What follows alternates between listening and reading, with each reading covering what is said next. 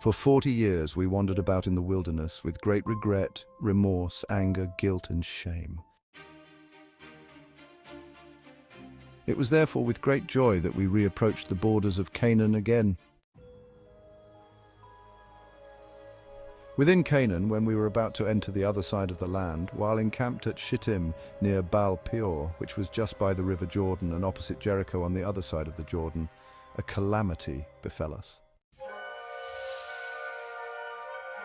Thousands of our people were once again entrapped by Balaam the false prophet to attend a feast at Moab, where they committed adultery with the daughters of Moab and worshipped Baal-peor. This sin greatly threatened to once again destroy our purpose and aim of entering and conquering Canaan. More than 20,000 people were killed for this sin, affecting our number and showing us the threats and seductions of idolatry. Nevertheless, we overcame this loss and with oneness focused on our mission. Another miracle was made for us when God parted the river Jordan for all the hosts of Israel, at a time when it had overflowed its banks.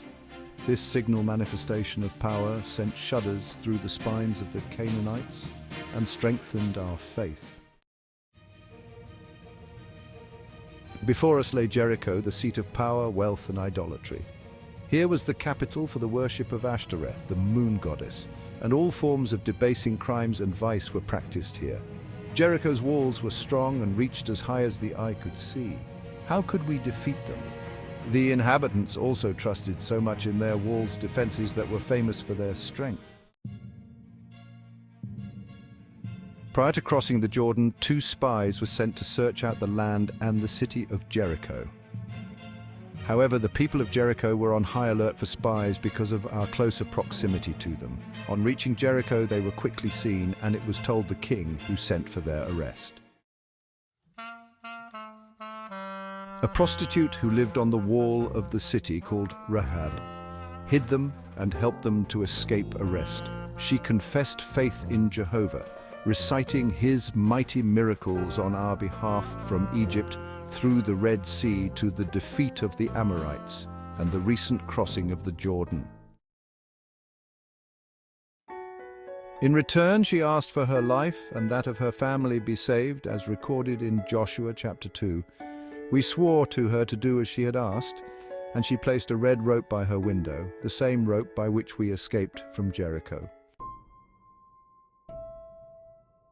If you were told that your country and land were to be invaded by another marauding tribe, how would you feel and how would you prepare for it? And how determined would you be if this nation came with supernatural powers that conquered all lands before them?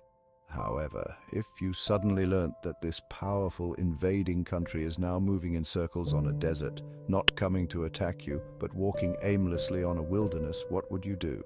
Supposing these slaves were freed from the most powerful nation then on earth, with the promise of settling them on a new land, and you are a citizen of this powerful nation.